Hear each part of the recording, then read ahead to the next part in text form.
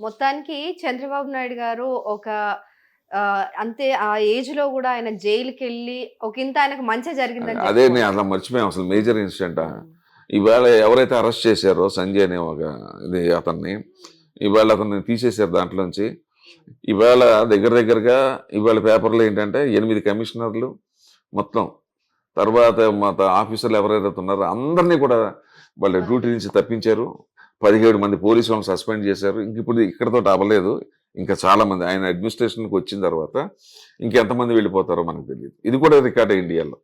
అంటే అధికారులు వాళ్ళు ప్రభుత్వం ఏది చెప్తే అది చేసుకుంటూ అది ఎళ్ళిపోయారు. వేరు. ప్రభుత్వం హ్మ్. ఏది చెప్తే అది చేయటం వేరు. సో వాళ్ళ పైన ఇది కక్ష సాధింపు కక్ష అనేసి వాళ్ళు సాధింపని కాదు అనుకుంటున్నారు కదా! కదా! No, no, no. లీగల్‌గా అడ్మినిస్ట్రేటివ్ పరంగా వెళ్తారు. హ్మ్.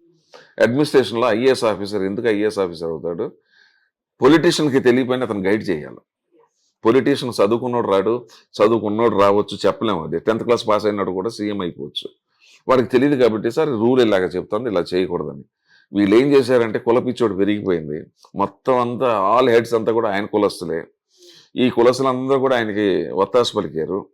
ఏంటి కంప్లీట్ వాళ్ళు 100% కరప్టెడ్, ఈయన 100% కరప్టెడ్.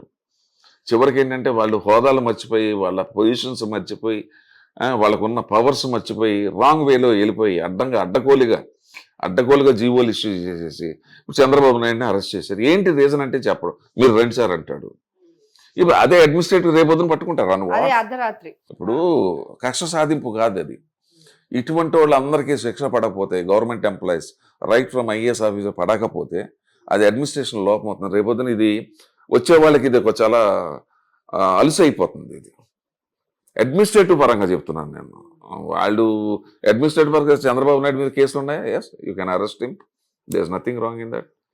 ఇటువంటివన్నీ కూడా లీగల్గా వెళ్తారు తప్ప. ఎనీహౌ అంటే ఆయన జైలుకెళ్ళడం వల్ల గూడా ఓటర్లలో ఒక ఉత్తేజం అనేది అది వచ్చిందేమో ప్లస్ అని పాయింట్. అనిపిస్తుంది. వచ్చిందేమో ప్లస్ పాయింట్. యెస్, అదే మేజర్ ఎగ్జాక్ట్‌లీ. Plus point. ఎందుకంటే ఎక్కడో బెంగుళూరులో ఉన్న ఐటీ ఎంప్లాయీస్ గానివ్వండి, హైదరాబాద్‌లో ఉన్న వాళ్ళందరూ గూడా అంతకుముందు అంత వెళ్లి ఓటు వేయాలన్నంత ధోరణి ఉండకపోయేది.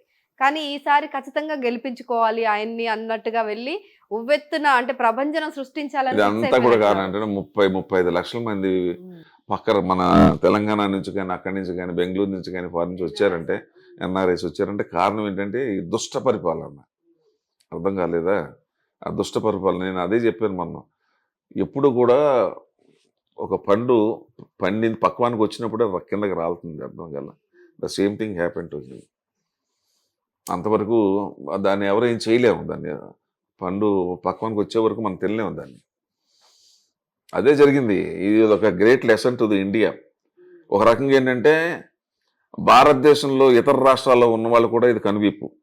డబ్బులు ఇచ్చేస్తే ఓట్లు వేస్తారని అనుకోకూడదు. మనం డెవలప్మెంట్ కూడా చేయాలని అందరికీ బుద్ధి వచ్చేటట్టు చెప్పారు. యెస్. అధికారం ఎప్పుడు శాశ్వతం కాదు. అధికారం అనేది ఒక బాధ్యత అని గుర్తుంచుకోవాలి అని జెప్పి మరోసారి తెలుగు ప్రజలు ఒకసారి దేశానికి తెలియజేశారు.